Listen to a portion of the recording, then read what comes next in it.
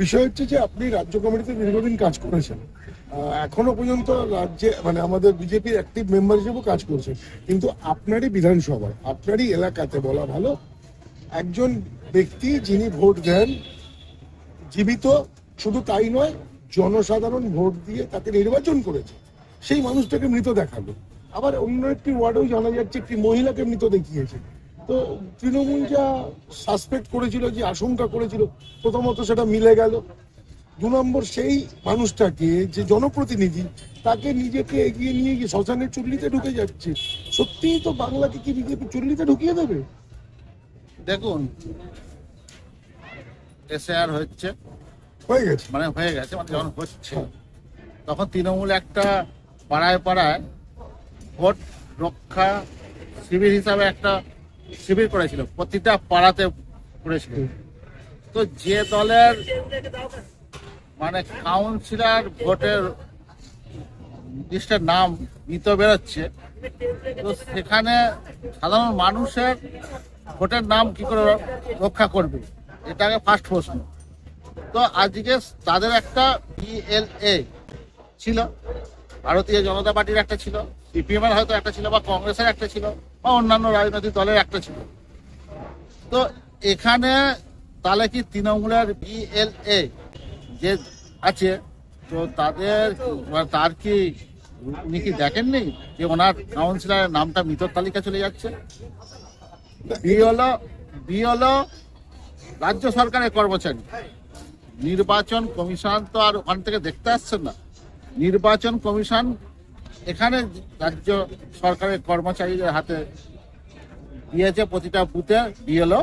সেই বিএলওরা কাজ করছেন, ওনারা যে রিপোর্টটা দেবেন সেই রিপোর্টটা দিল্লিতে চলে গেছে, নির্বাচন কমিশনের কাছে চলে গেছে। তো সেই হিসাবে লিস্ট বেরিয়েছে। বক্তব্য বিএলও ভুলটা করেনি, বা ভুলটা বিএলওর তরফ থেকে হয়েছে, এই তো? হ্যাঁ, এটাই তো হওয়া স্বাভাবিক। আচ্ছা, যদি সেটাই আমি ধরে নিই স্বাভাবিক, তাহলে ঠিক একইভাবে এই ঠিক কথাগুলোই যখন এসআইআর শুরু হবে বা হয়েছে, ঠিক সেই সময় বিরোধী দলনেতা থেকে প্রাক্তন রাজ্য সভাপতি সুকান্ত মজুমদার, যিনি একজন এমপি, তিনি পরিষ্কার বারংবার বিভিন্ন চ্যানেলের মাধ্যমে আমরা শুনেছি 1 কোটি নাম বাদ দেওয়ার একটা বিধান দিয়েছিলেন, এবং তিনি দায়িত্ব নিয়ে বলেছিলেন 1 কোটির মধ্যে 1 কোটি রোহিঙ্গা। অথচ তৃণমূল কিন্তু, বা তৃণমূলের মানে রাজ্য সরকার তাদের তরফ থেকে জানিয়েছিল 1 কোটি নাম বাদ যেতে পারে না। যে নামটা বাদ গেছে 55 লক্ষ, 2002 সাল থেকে 2025 সাল, এই যে 23 বছরের ডিফারেন্স, এই 23 বছরে খুব প্রাসঙ্গিক এই মানুষের হিসাবটা, তাতে কিন্তু বাদ যাওয়াটা প্রাসঙ্গিক, মরে যাওয়া বা বাড়ি চেঞ্জ করে গেছে। তাহলে কি শুধুই বারংবার ভয়ভীতি প্রদর্শিত হয়েছিল? কারণ আলটিমেট তো দুটো দল সমান হয়ে গেল। দেখুন, একটা জিনিস হচ্ছে আপনি যে বলছেন যে ভোটটা বাদ গেছে, এই এসআর খসড়া তালিকায় একটা প্রায় 55 লক্ষ 67 হাজার মোটামুটি ওরা একটা বাদ গেছে। তো সেখানে শুধু খসড়া তালিকা বাদ গেছে।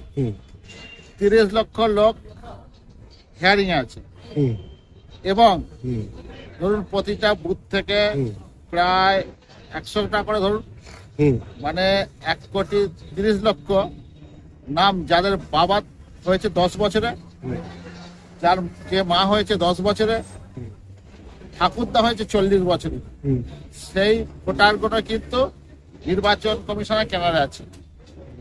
তো সেটাকে দেখতে গেলে মানে 1 কোটি 60 লক্ষ মানুষের ভোটার এখনো হিয়ারিং এ আছে হিসাব মতো। তো সেইখানে 55 আপনার 55-56 যাই আছে, 55 বা 56 যাই বলছেন, তো সেখানে আছে। এবার যদি 1 কোটি 60 লক্ষ মানুষ যদি 1/3 করেন, তাহলে কত হচ্ছে বলুন? 48 প্রায় 1 কোটি 48 লাখ। আর এখানে 55-56 ধরুন। এখানে এই কথাটাও কিন্তু প্রসঙ্গত উঠে আসে, যেহেতু একজন জনপ্রতিনিধি, তিনি যেমন একজন ভোটার, সেরকম তো জনপ্রতিনিধিও বটে। পাশাপাশি এরকম ভোটে দাঁড়াতে গেলে, যে কোনো ভোটে দাঁড়াতে গেলে তার একটি লাইভ জীবনপঞ্জি বলা ভালো, সেটা নির্বাচন কমিশনের কাছে জমা থাকে। সেখানে তার আয় ব্যয়ের হিসেব থেকে তার শিক্ষাগত যোগ্যতা সবটাই থাকে। তাহলে নির্বাচন কমিশন কেন এত বড় মিস্টেকটা করলো, যেখানে দাঁড়িয়ে আপনার কথা ঠিক যে এখান থেকে যা পাঠিয়েছে দিল্লি দেখে নিয়েছে, তাহলে কি ধরে নেবো এর আগের ভোটে যখন উনি দাঁড়িয়েছিলেন তখন তার জীবনপঞ্জিটা ঠিক করে দেখেনি? দেখুন, ওই জীবন পঞ্জিকা নিয়ে তো ভোটার লিস্ট হচ্ছে না। ভোটার লিস্ট হচ্ছে 2026 সালের ভোটার লিস্ট হচ্ছে। হুম, 25 25 সালে সালে। মানে 26 সালের ভোটার লিস্টটা হচ্ছে 25 সালের ভোটার লিস্ট দেখে। হুম। তো সেই 25 সালের ভোটার লিস্টটা হচ্ছে 2002 এর ভোটার লিস্ট থেকে। 2002 এর ভোটার লিস্ট আলাদা, হুম। 2025 সালের ভোটার লিস্টটা আলাদা। আচ্ছা এটা মাথায় রাখবেন। আচ্ছা। যেটা হচ্ছে সেই 2002 সালের ভোটার লিস্টটা থেকে ভোট হচ্ছে। হুম এবার সেইখানে দেখা গেল ওনার নামটা যে কোনো জায়গায় একটা ভুল হয়েছে। হুম। নয় এখানে আমাদের বিএলও ভুল করতে পারে বা আরো ভুল করতে পারে, তো কেউ না কেউ একজন ভুল করেছে, নামটা না কাটা গেছে। এবার এনার নাম আবার উঠে যাবে। একজন জনপ্রতিনিধি বলে এনার কাজটা বিশেষভাবে দেখা হলো, তাহলে আরেকজন যে জনপ্রতিনিধি নয়, হয়তো সে ভালো করে ইংরেজিটা পড়তেও পারে না, এরকম থাকতেই পারে, সেই মানুষগুলো যারা এতটা সুবিধা পেতে নাও পারে তাদের জন্য ভারত সরকার কি ভাবে? আমরা ভারতীয় জনতা পার্টির পক্ষ থেকে আপনাকে বলছি, যাদের নাম এরা মৃত তালিকা আছে, আমি তাদের বাড়িতে নিজে গিয়ে ফর্ম দিয়ে আসবো, 6 নম্বর ফর্ম। সেই ফর্ম ফিল আপ করে তাদের আপনি দেখবেন ফেব্রুয়ারি মাসে নাম উঠে যাবে। মানে মৃতদের আপনারা জ্যান্ত করে নেবেন, মানে যারা ভুলবশত মৃত। আজকে আপনারা চিন্তা করুন, যারা মৃত, মানে মৃত কত ভোট বাদ গেছে বলুন তো? হ্যাঁ সেটাই। 24 লক্ষ না কত মৃত ভোট ব্যাক হয়ে গেছে। 23,52,000। তো 24 লক্ষ মৃত ভোট বাদ নির্বাচন কমিশন কাঁধে নিয়ে ঘুরছিল। হ্যাঁ।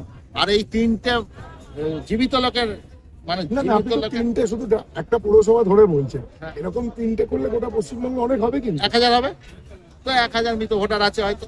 আচ্ছা তো সেই 1000 মৃত ভোটার 2 মাস আমরা বইতে পারবো না?